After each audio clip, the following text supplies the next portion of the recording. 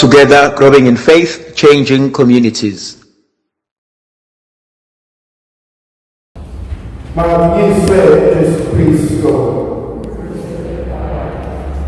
Thandwa zami ngifisa ukuba sithi ukubuka kancane isifundo sethu esithathwa encwadini umpostoli Pawuli eyibhalela ibandla laseThesalonika isahluko sokuqala ivesi yokuqala kuze kube ivesi yesihlanu. Uma ubuka lezi zifundo kuba khona isilingo sokuthi uyafisa ukubuka isifundo uPawule ebhalela ibandla laseThesalonika uphinde ubuke uMateyu ebhala chapter 25 ubuka ukuhluka kwezinto ngokwenzeka kwakhona. Bari ngivumeleni ukuba sithi ukubuka kancanyana uPawuli ebhalela ibandla laseThesalonika kunalenkonzo uPawuli ayenzayo ebukeka ingumkhuba awujwayele ukuthi uma ebhalela ibandla ulibhalela lonke ibandla kodwa kube ngathi kunabantu abanye abaziyo. Yingakho uma ebhala ibandla elibhalela abanye kwamanye amabandla ubabiza ngamagama. Njenganamhlanje uthi ngibhalela wena Pawulosi othandekayo, ngikhuluma nawe Silvanus othandekayo, ngikhuluma nawe Timotheyu othandekayo.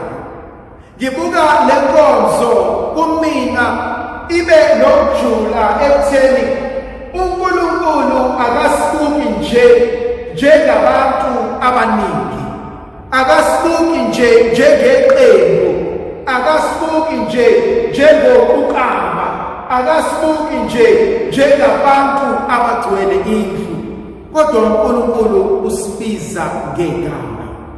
And that is deep for me.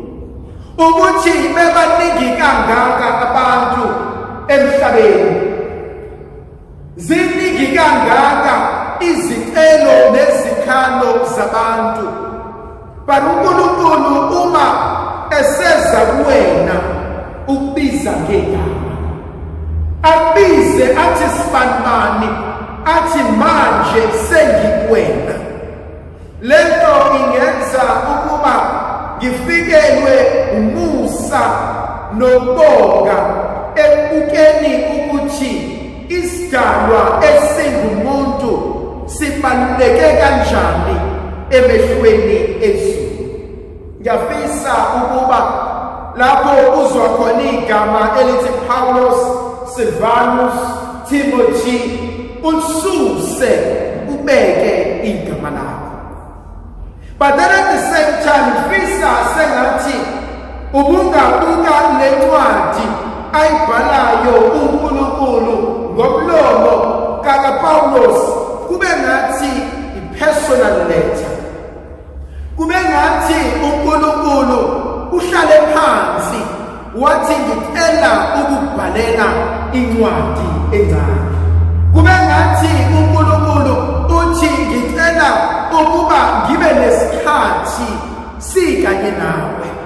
Athi obhala incwadi yesambulo isahluko sesithathu athi bheka ngiyalazi usizi lwakho, athi ukuhlupheka kwakho ngiyakwazi, athi nenyembezi zeminyaka athi ngiyazazi. Athi obhala incwadi ka-Exodus chapter 3 athi bheka ngizwile ukukhala kwabantwana bami, athi nenyembezi zakho seyifikile kumina. Imagine uNkulunkulu esho njalo wena, athi there is no need ukuthi ungalaliswa, there is no need ukuthi uhlale ubalisa, there is no need ukuthi usabe uphumela ngaphandle, there is no need ukuthi ufune ugive up. Athi bheka ngize wena. Inginikeza i-idea kaNkulunkulu who's hands-on. Ofuna ungena empilweni yakho, ofuna ukuba isigaba sempilo yakho, ofuna ukukhombisa unako. Kwesinye isikhathi sisifika esigabeni where you feel I'm all alone, where you feel nobody gets me, nobody understands.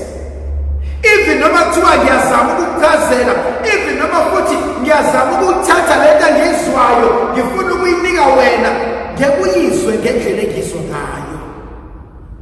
And uNkulunkulu ufuna ukuthi kuthina, I'm here and I know and I understand. But uyazi uNkulunkulu kunento afuna ukuyiveza kumina engiyibuka ijulile. Akasho nje ukuthi ngiyakwazi. Uthi yazi ngazi ngize ngazishuma wakho, ngazi ubaba wakho. Uyabona wena bathi kimi unje, wena kahle kahle ufana noSibanibani, kodwa wena umazi ngoba uzalwe ngasekho. Ayikho into efihlekile kuNkulunkulu. Uyazi uNkulunkulu ukwazi ukuphendula imibuzo nemikhuleko yeminyaka. uNkulunkulu ukwazi ukulungisa izinto ezasilimaza kobabakhulu. Uthola ukuthi ngilimele manje angazi ngalinyazwa yini. uNkulunkulu namhlanje ngiyakwazi ukwenzakala kuwena. Ngiyasazi isimo obhekene naso. Kukunesigaba uNkulunkulu engibona esibizela kusona, isigaba sokwazi ukuthi kukhona umuntu engibalulekile kuyena, that I matter the most to someone. Ukuthi kukhona osekwenzekile, ekuhlulekeni kwami konke, ekuzameni kwami konke, bakhona lo muntu o-understandayo, ukhona lo muntu ekwazi ukuncika kuyena, ukhona lo muntu ozoba inqaba yami, ukhona lo muntu ozoba ludondolo lwami.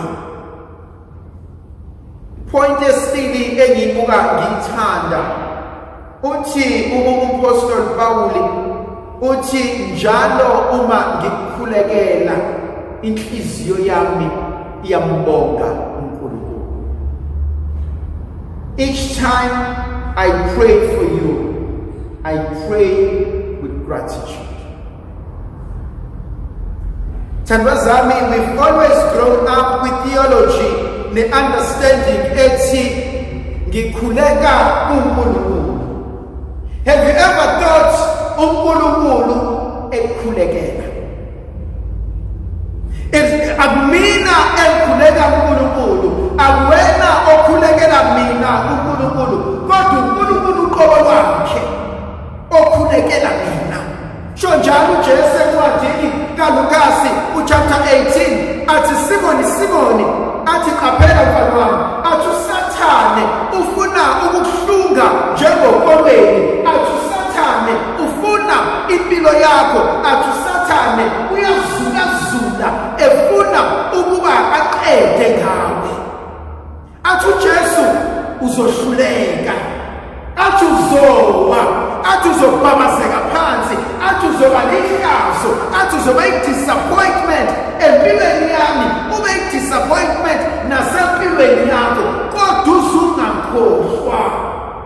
I have prayed for you. Ngikukhulekele.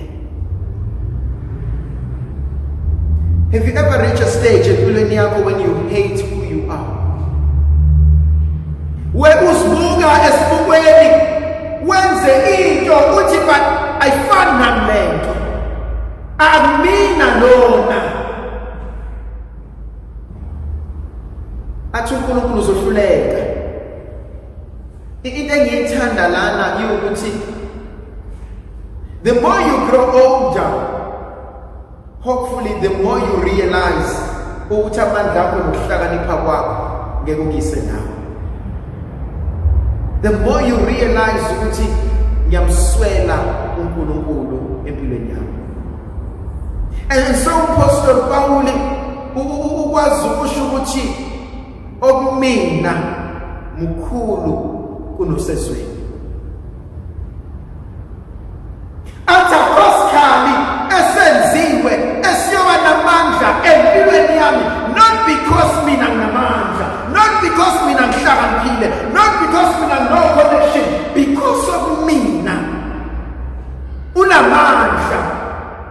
okuthulisa isivunguvungu. Have you ever gone through a storm in your life? Have you ever gone through a period, a phase? Lapho ekutshela khona ukuthi sebeqedile ngempilo yakho. Kwawena ungaziboni pulling out of this alive. Uthi uPaul Paul ngingenza konke ngoKristu ongamandla. Angikwazi ukuzenzela. Kodwa yena okumina uzokwazi ukuphelelisa. Yena okumina uzokwazi ukungqobela. Thanda zami ngivumeleni ngixoxele umzekeliso thizeni. Kunabantu abahamba ngesitimela khona okumfanyana omncanyana probably una 8 noma una 10 years old. Uyahambela lo mfana bahamba ngesitimela and then ukudriver wesitimela uyagijima kakhulu. Emegijima kakhulu bayasaba abantu bayitshela ukuthi isitimela sokuphuma kujaji siginqike bashone. Balo mfana ubhizi ugedana nebhola udlala nebhola umfana kanendaba kanakile. Badinga abantu abadala ukuthi wemfana wabhizi wagedana nebhola wadlala wena ubone ukuthi siyafa. Athi sikumfana beyidathela oswidi ayidlela stick sweet ayigedele ayidlalela sihleke. Bathi abantu abadala mntana siyafa hlala phansi. Athi lo mfana no why nithi sofa ngeke sife. Bathi abantu abadala no lo shayela isitimela udriver usiginqa lesitimela. Athi umfana ngiyamazi ukuthi ushayela isitimela. Bathi umazelaphi. Athi ubaba oshayela isitimela and ubaba will never kill me. How many of you can say that about God? That God is my Father and He will see me through this. That God is my Father. He will see me through the storm of my life. He will see me through this pain. He will see me through this phase.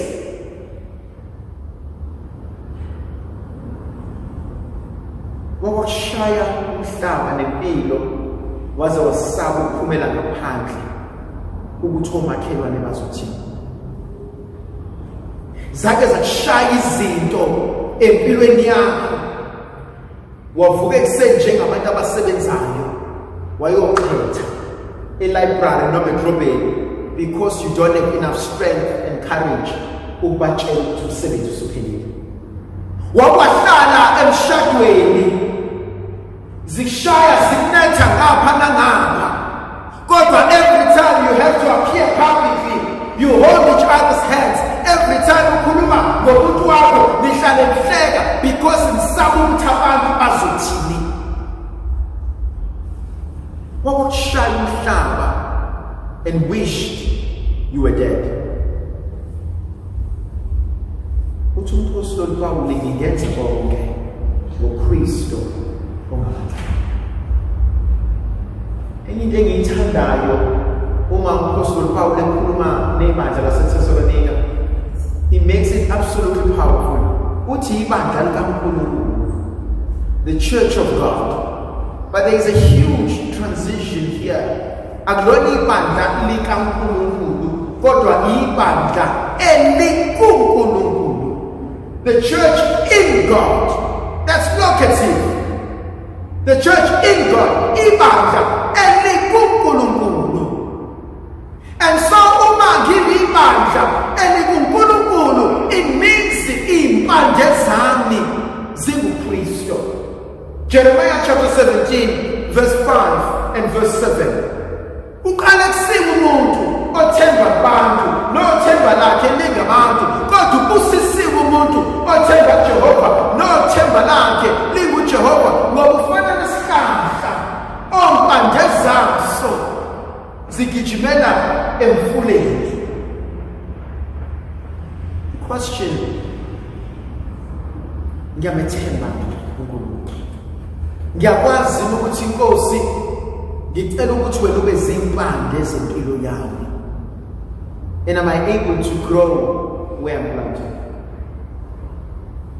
Uthi uJesu namhlanje, I pray for you because you are in me.